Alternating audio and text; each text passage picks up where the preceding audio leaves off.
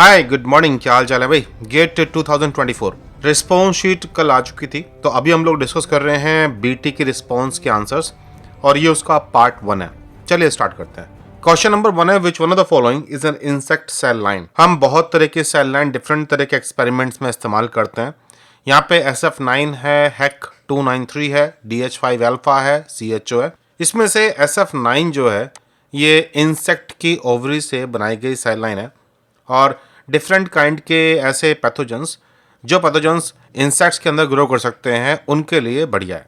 ऐसे ही वीरो और C6/36 ये भी इंसेक्ट सेल लाइन के ही एग्जाम्पल होते हैं। तो इस क्वेश्चन के लिए बेस्ट आंसर है ए, हैक 293, DH5 अल्फा, CHO। इनका भी अलग अलग इस्तेमाल है। ये चाइनीज हेमिस्टर ओवरी की है, DH5 अल्फा इकोलाई वाली कहानी है और हैक जो है ये ह्यूमन वाली स्टोरी है। क्वेश्चन नंबर 2 दे रखा है, which one of the following bacteriophage has the genome composed of single stranded circular DNA। देखिए यहाँ आंसर है 5Chi174। T5, लैम्डा और P1 ये सबके सब डबल स्टैंडर्ड DNA वायरसेस हैं। देखिए जब हम फाज की बात करते हैं या आप फेज कहना चाहें उसको, जो वायरसेस बैक्टीरिया को इन्फेक्ट कर सकते हैं ये सिंगल स्ट्रैंड DNA या फिर डबल स्ट्रैंड DNA के जीनोम लिए हुए होते हैं और इसी के बेस पर इनका रेप्लिकेशन साइकिल भी है। 5Ki174 के अलावा M13 और FD ये वायरसेस भी ऐसे हैं जो सिंगल स्टैंडर्ड DNA लिए हुए हैं। वायरसल जीनोम काफ़ी छोटा होता है। इंडिड अगर मैं कहूँ कि सबसे छोटा जीनोम वायरसेस का होता है तो ये बात गलत भी नहीं है। क्वेश्चन नंबर 3 है, in adsorption chromatography the absorption of uncharged solute molecule onto the silica based stationary phase is by. देखिए यहाँ इन्होंने अनचार्ज्ड वर्ड इस्तेमाल कर रखा है, यानी कि चार्ज का इस्तेमाल नहीं होने वाला। ऑप्शन दे रखे हैं आयोनिक बॉन्ड, आयोनिक बॉन्ड तो चार्ज की वजह से ही बनते हैं, वैंडरवाल फोर्सेस, कोवलेंट बॉन्ड और इलेक्ट्रोस्टैटिक इंटरेक्शन। देखिए कोवलेंट बॉन्ड कभी भी क्रोमेटोग्राफी में आप सेपरेट करने के लिए इस्तेमाल नहीं करेंगे। अगर कोई भी चीज़ कोवलेंट बॉन्ड के द्वारा अटैच्ड हो गई आपके मैट्रिक्स के साथ में तो उसको रिमूव करना, आइसोलेट करना बड़ा मुश्किल काम होगा।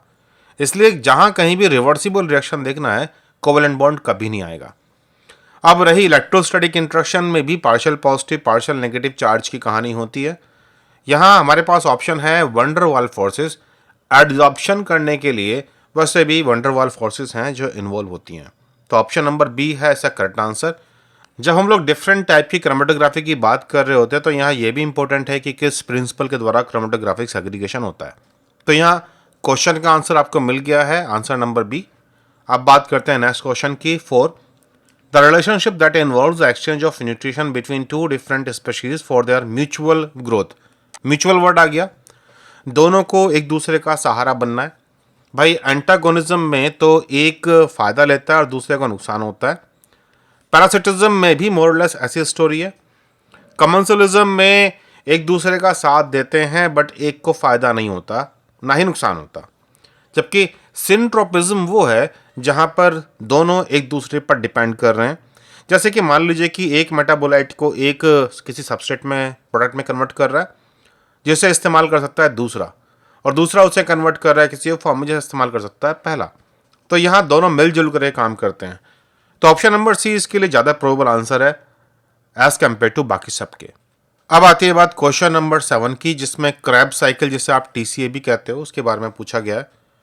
देखिए या तो पाथवे हम लोग बोलते हैं कि एक कैटाबॉलिक है, मतलब किसी मॉलिक्यूल को तोड़ने के लिए बनी हुई है जैसे ग्लाइकोलिसिस, या किसी मॉलिक्यूल को बनाने के लिए लगी हुई है जैसे कि C3 पाथवे ग्लूकोज के मॉलिक्यूल बनाती है ग्लिसरॉल्डिहाइड 3-फॉस्फेट वाली पाथवे के द्वारा। लेकिन कुछ पाथवे ऐसी भी होती हैं जो कैटाबॉलिक और एनाबॉलिक दोनों तरह की पाथवे होती हैं। अब TCA एक इसी तरह की पाथवे है। TCA का इंटरमीडिएट का इस्तेमाल करके कई तरह के अमीनो एसिड्स और न्यूक्लियोटाइड्स बनते हैं। तो बहुत सारी चीज़ों को तोड़ने के लिए भी TCA का इस्तेमाल किया जाता है। इसलिए TCA एक एम्फीबॉलिक पाथवे है, यानी कि दोनों तरह का रोल निभाती है, कैटाबॉलिज्म भी और एनाबॉलिज्म भी। क्वेश्चन नंबर 7 का करेक्ट आंसर है सी। अब आती बात क्वेश्चन नंबर 8 की, all pseudogenes do not code for आ। पहली बात, सीडोजीन्स को सीडोजीन कहते क्यों हैं? क्योंकि स्ट्रक्चरली ये दिखने में जीन जैसे ही हैं। प्रमोटर है, रीजन है, टर्मिनेटर है। शुरुआत में तो ये माना गया था कि ये कभी भी ट्रांसक्राइब करती ही नहीं है, लेकिन जैसे जैसे हम जानते जा रहे हैं बातों को, वैसे वैसे हमें मालूम पड़ रहा है कि इनमें से कुछ सीटोजीन ऐसी भी हैं जो ट्रांसक्राइब कर लेती हैं, मतलब उनसे आरएनए बन जाता है। लेकिन ये अभी तक भी कोई ऐसी सीटोजीन हमें नहीं मिली जो प्रोटीन बनाती हो। भाई ऑफ कोर्स अगर कोई जीन प्रोटीन बना लेती है तो आप उसे सीडोजीन क्यों बोलोगे? जीन वाली डेफिनेशन ये है कि डीएनए का ऐसा पार्ट जिसके अंदर मैसेज हो प्रोटीन को कोड करने के लिए। तो सिंपल सी बात है, सीडोजीन वो होती हैं जो प्रोटीन कोड नहीं करती। अगर कोई सीडोजीन प्रोटीन कोड करने लगेगी तो फिर आप सीडो वर्ड हटा दोगे, आप तो जीन ही बोलना शुरू कर दोगे। तो यानी कि यहां आरएनए विद कोडिंग सीक्वेंस ये नहीं मिलने वाला आपको, क्योंकि कोडिंग सीक्वेंस का मतलब है कि ऐसा आरएनए जिसके अंदर अमीनो एसिड को कोड करने की क्षमता है, जो ट्रांसलेट हो सकता हो, जिससे बाद में प्रोटीन बन जाए। बाकी ये हम लोगों ने होते हुए देख लिया है कि सीडोजीन से कुछ आरएनए बनते हैं जो रेगुलेटरी फंक्शन दिखाते हैं, और ये बाकी जो सी और डी वाली कहानी है ये कहानी इररिलेवेंट है, मतलब जस्ट केवल कंफ्यूज करने के लिए दे रखे हैं। क्वेश्चन नंबर 8 का करेक्ट आंसर है ऑप्शन नंबर ए। अब है question number 9। If a denatured protein of human origin is injected into rabbit, antibodies generated will recognise the dash structure of the protein. देखिए साहब, अब सबसे पहले सोचिए कि डीनेचर्ड प्रोटीन में और जो नेचुरल प्रोटीन होता है उसमें फर्क क्या है। नेचुरल प्रोटीन आपका 3D फोल्डेड है, टर्शियरी या क्वाटरनरी लेवल का स्ट्रक्चर दिखाता है। अगर मल्टीपल पेप्टाइड वाला है तो क्वाटरनरी, और अगर सिंगल पेप्टाइड का ही है तो ये फोल्डेड फॉर्म जो होती है इसे हम लोग टर्शियरी फॉर्म बोलते हैं। लेकिन अगर आप डीनेचर करने की बात करें तो आपने पेप्टाइड को खोल दिया। अब क्या चीज अभी भी इंटेक्ट है? देखिए, क्वाटरनरी स्ट्रक्चर है तो खो जाता है, सेकेंडरी स्ट्रक्चर उड़ जाते हैं, टर्शियरी स्ट्रक्चर उड़ जाते हैं, बचता है केवल primary structure. And what is primary structure? N terminus to C terminus amino acid की प्रॉपर सीक्वेंस। तो यही वो स्ट्रक्चर है जो मेंटेन रहता है। तो अगर आप इस तरह से किसी प्रोटीन को डीनेचर करके किसी सिस्टम में डालोगे कि आप उसके अगेंस्ट एंटीबॉडी बनाना चाहते हो, तो ऑफकोर्स एंटीबॉडी इसको रिकॉग्नाइज करेगा, और ये जो भी एंटीबॉडी जनरेट होंगे ये केवल प्राइमरी स्ट्रक्चर को पहचानते होंगे, मतलब ये सीक्वेंशियल एपिटॉप्स को पहचानते हैं। 3D एपिटॉप्स को ये नहीं पहचानेंगे, कन्फर्मेशन एपिटॉप्स को आमतौर पर ये नहीं पहचानेंगे। तो क्वेश्चन नंबर 9 का करेक्ट आंसर है ए। क्वेश्चन नंबर 10 जो है ये सीक्वेंसिंग को लेकर के है। Which one of the following is the basic principle of Sanger DNA sequencing method? Chain cleavage by modification of dideoxynucleotide. Option number B है chain termination by incorporation of dideoxynucleotide. Option number C है chain elongation by incorporation of dideoxynucleotides. और option number D है release of inorganic pyrophosphate. देखिए, Sanger वाली कहानी में die deoxy की story है, तो ऑप्शन नंबर 4 तो आप भगा दो। अब डाई डीऑक्सीन्यूक्लियोटाइड में क्या होता है कि जो ये 3 प्राइम पोजीशन है यहां पर भी OH नहीं होता। किसी भी प्रोसेस को रेप्लिकेट करने के लिए, मतलब चाहे ट्रांसक्रिप्शन की बात करें चाहे डीएनए रेप्लिकेशन की बात करें, चैन इलोंगेशन के लिए 3 प्राइम OH का होना जरूरी है। तो जब भी कभी आप किसी सिस्टम में डाई डीऑक्सीन्यूक्लियोटाइड ऐड करोगे तो जो ग्रोइंग चैन में जहां भी आकर के वो ऐड हो गया, अब उससे आगे और ऐड नहीं हो सकता, क्योंकि डाई डीऑक्सीन्यूक्लियोटाइड्स 3 प्राइम OH प्रोवाइड कराने में असक्षम है। अब चैन क्लीवेज की कहानी यहां नहीं है, बची टर्मिनेशन और इलोंगेशन। तो चैन इलोंगेशन बाय इनकॉर्पोरेशन यहां नहीं मिलने वाला, क्योंकि इलोंगेशन तब होता है जब 3 प्राइम OH होता है। तो बच्चा कि आपके पास ऑप्शन नंबर बी कि जैसे ही डाई डीऑक्सी आकर के इनकॉर्पोरेट करेगा चैन टर्मिनेट कर जाएगी। इसलिए सेंगर मेथड को हम लोग चैन टर्मिनेशन मेथड के नाम से भी पुकारते हैं। क्वेश्चन नंबर 10 का करेक्ट आंसर है बी। अब बात करते हैं क्वेश्चन नंबर 11 की। During normal embryonic development of the mice paw, elimination of the cell from the interdigital space is due to. जब डेवलपमेंट चल रहा होता है तो जो पंजे की उंगलियां हैं वो सब जुड़ी हुई हैं आपस में, लेकिन फिर धीरे धीरे कुछ ऐसा होता है कि बीच की सारी ये सेल्स सेलेक्टिवली मर जाती हैं और डिजिट्स क्लियर दिखने शुरू हो जाते हैं। ज़्यादातर मैमल्स या ऑर्गेनिजम्स के अंदर आप देखोगे मल्टीसेल ऑर्गेनिज्म में कि जहां कहीं गैप्स क्रिएट किए गए हैं तो उसके पीछे अपोप्टोसिस जिम्मेदार है, प्रोग्राम्ड सेल डेथ, जहां पर सेलेक्टिवली कुछ जगह पर सेल्स को मारा जाता है। हम लोग डिफरेंट टाइप के पाथवेज में भी देखते हैं कि पाथवेज इनिशिएट करते हैं कि इन सेल को मर जाना चाहिए, तो उसके लिए अपोप्टोसिस इंड्यूस की जाती है, जो कि इंट्रिंसिक या एक्सट्रिंसिक पाथवे के द्वारा होती है।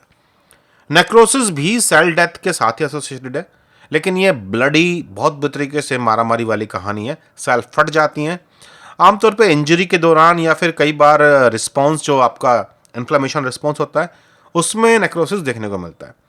म्यूटाजेनेसिस डीएनए में मॉडिफिकेशन की कहानी है, तो म्यूसिस का मतलब होता है सेल डिवीजन, यानी कि ये जो दो कहानियां हैं ये इररेलेवेंट है। सिर्फ आंसर है करेक्ट ऑप्शन नंबर ए, अपोप्टोसिस। क्वेश्चन नंबर 12 बहुत फंडामेंटल सिंपल क्वेश्चन था। An element that is present in a nucleotide but not in a nucleoside is nitrogen, phosphorus, carbon, oxygen. देखिए इतने स्ट्रक्चर को हम कहते हैं न्यूक्लियोसाइड, और जो पूरा आपको दिखाई दे रहा है स्ट्रक्चर को बोलते हैं हम लोग न्यूक्लियोटाइड। तो कार्बन, ऑक्सीजन, नाइट्रोजन, भाई ये तो अवेलेबल है ही दोनों के अंदर, लेकिन ये फास्फोरस है जो एक्स्ट्रा जुड़ गया है न्यूक्लियोटाइड के पास। ये बहुत फाउंडेशन वाला क्वेश्चन है। अब ऐसे क्वेश्चनों को देख करके समझ में आता है कि भाई फाउंडेशन क्यों जरूरी होती है। फाउंडेशन के क्वेश्चन एग्जाम में देखने में मिलते हैं, और जो कॉम्प्लिकेट टॉपिक्स होते हैं उनको समझने के लिए भी फाउंडेशन का क्लियर होना बहुत जरूरी है। अब क्वेश्चन नंबर 14 को ले लीजिए। यह भी एक फंडामेंटल क्वेश्चन है। Which one the following statement is correct in the context of thermodynamics. Thermodynamics को लेकर के बात चल रही है। पहला है क्लोज सिस्टम के अंदर neither mass NOR energy is transferred. तो भाई ऐसे केस में हम लोग बोलते हैं आइसोलेटेड सिस्टम, तो ये स्टेटमेंट फॉल्स है। The total energy of system is the sum of kinetic and potential energy. बस अब total energy of the system है कि जो भी आपका सिस्टम के कंपोनेंट्स हैं उसकी अलग अलग एनर्जी को जोड़ करके, केवल काइनेटिक एंड पोटेंशियल नहीं। In a closed system both mass and energy can be transferred across the system boundary. अगर मास और एनर्जी दोनों ही ट्रांसफर हो सकती हैं तो फिर इसे आप क्लोज क्यों बोलोगे, आप उसे बोलोगे open. In a closed system only energy can be transferred across system boundary but not मास। केवल एनर्जी का ट्रांसफर देखने को मिल रहा है, मास का नहीं, तो ये है true answer option number D. Question number 16 है मरकैप्टोइथेनॉल की कहानी। देखिए मरकैप्टोइथेनॉल एक रिवर्सिबल रिएक्शन करता है। वो प्रोटीन में मौजूद डाइसल्फाइड बॉन्ड को ब्रेक कर सकता है। तो 2 mercaptoethanol breaks the dash covalent bond between light and heavy chain of immunoglobulin molecules. हम जानते हैं एंटीबॉडी के अंदर आपकी 2 लाइट और 2 हैवी चेन मिलती हैं, और ये आपस में जुड़ी हुई है कोवेलेंट बॉन्ड के द्वारा, जो कि डाइसल्फाइड बॉन्ड है। तो ये जो बॉन्ड तोड़ने वाले हैं बीटा मरकैप्टोइथेनॉल, ये डाइसल्फाइड बॉन्ड को तोड़ते हैं, जिन्हें हम लोग एस बॉन्ड बोलते हैं। नतीजा आपकी चारों की चारों पेप्टाइड सेग्रीगेट हो जाती हैं। 2 मरकैप्टोइथेनॉल का काफी इस्तेमाल होता है इलेक्ट्रोफोरेसिस में, खास तौर से एसडीएस पेज में। तो क्वेश्चन नंबर 16 का करेक्ट आंसर है बी। क्वेश्चन नंबर 19 है को translational translocation of protein is observed in. ये जो हम बात कर रहे हैं ट्रांसलोकेशन, मतलब प्रोटीन बनने के बाद में किसी जगह पर मेम्ब्रेन पार करेगा। ये 2 तरीके से होता है, या तो को ट्रांसलेशनल, मतलब ट्रांसलेशन चल रहा है और उसी के साथ साथ प्रोटीन को मेम्ब्रेन पार करा रहे हैं, और दूसरा होता है पोस्ट ट्रांसलेशन, मतलब प्रोटीन बन चुका है और बनने के बाद में उसे मेम्ब्रेन को पार कराया जा रहा है। फॉर एग्जाम्पल जब प्रोटीन बनते हैं साइटोसोल में और फिर ये जाते हैं माइटोकॉन्ड्रिया के अंदर, माइटोकॉन्ड्रिया के मेम्ब्रेन्स को पार करते हुए, तो उसे बोलते हैं हम लोग पोस्ट ट्रांसलेशनल ट्रांसलोकेशन। कई बार एंडोप्लाज्मिक रेटिकुलम में भी प्रोटीन ऐसे आ जाते हैं, लेकिन ज्यादातर प्रोटीन जो ईआर में पाए जाते हैं ये को ट्रांसलेशनल ट्रांसलोकेशन है। देखिए जब भी कभी आरएनए बन के आएगा तो ट्रांसलेशन की शुरुआत हमेशा साइटोसोल में होगी। अगर इस प्रोटीन को ईआर में जाना है तो उसके पास सिग्नल सीक्वेंस होगी। उस सीक्वेंस को पहचान करके एसआरपी नाम का प्रोटीन बाइंड करेगा और इस पूरी असेंबली को लेकर के आएगा राइबोसोम के ऊपर, जहां पे सैक कॉम्प्लेक्स है। बाइंड करने के बाद में जीटीपी का हाइड्रोलिसिस होता है और अब दोबारा से ट्रांसलेशन रिज्यूम होता है। प्रोटीन बनता जाएगा और बनते बनते ही ईआर के अंदर जाना शुरू कर देगा। इसी को बोलते हैं हम लोग को ट्रांसलेशनल ट्रांसलोकेशन। जब प्रोटीन बन के अंदर पहुंच गया तो अगर सिग्नल सीक्वेंस की जरूरत नहीं है तो सिग्नल पेप्टाइडेज नाम का एंजाइम आके इसको क्लीव कर देगा और आपका प्रोटीन ईआर में अवेलेबल है अपना काम करने के लिए या मॉडिफाई होने के लिए। तब क्वेश्चन ये पूछा हुआ था कि भाई को ट्रांसलेशनल ट्रांसलोकेशन कहाँ देखने को मिलेगा, तो ये आपको देखने को मिलने वाला है एंडोप्लाज्मिक रेटिकुलम में। और देखिए वैसे भी सिंपल लॉजिक है ना, ट्रांसलेशन इन 4 ऑप्शनों में से या तो एंडोप्लाज्मिक रेटिकुलम में होता है या माइटोकॉन्ड्रिया के अंदर, लेकिन माइटोकॉन्ड्रिया के अंदर जो ट्रांसलेशन है वो उसके खुद के जीनोम का है। तो जनरल जो ट्रांसलेशन हम देखने को मिलता है वो एंडोप्लाज्मिक रेटिकुलम वाली कहानी के साथ ही एसोसिएटेड है। पेरोक्सिसोम्स और गोल्जी बॉडी में तो ट्रांसलेशन देखने को वैसे भी नहीं मिलता। तो क्वेश्चन नंबर 19 का आंसर था बी। तो इस सॉल्यूशन के साथ में आपने क्या सीखा भाई? एक तो फाउंडेशन वाले क्वेश्चन भी इंपॉर्टेंट होते हैं, और अगर आपकी फाउंडेशन बढ़िया है तो भाई चाहे क्वेश्चन कितने भी टफ आए कितने भी आसान आए, आप बिना कंफ्यूज हुए करेक्ट आंसर को चूज कर सकते हो।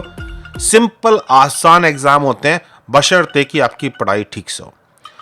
आप लोग भी iFly के साथ अपनी तैयारी को शुरू से शुरू कर सकते हैं। फाउंडेशन के साथ हम स्क्रैच से पढ़ाई शुरू करेंगे, सारे के सारे फाउंडेशंस क्लियर करेंगे, जो भी कंफ्यूजन्स हैं उनको दूर करेंगे और अपने एग्जाम की तैयारी को मैक्सिमम लेवल पर लेकर के जाएंगे। तैयारी ऑलरेडी शुरू हो चुकी है। अगर आप भी iFly के साथ जुड़ना चाहते हैं CSIR NET, DBT, GATE, ICMR जैसे एग्जाम की तैयारी के लिए, तो मुझे व्हाट्सएप कीजिए 9013902981। iFly के बारे में और अधिक जानकारी पाने के लिए गूगल कर लीजिए #iFlyNetGate। चलिए फिर नेक्स्ट वीडियो में जल्दी मिलते हैं। Bye bye.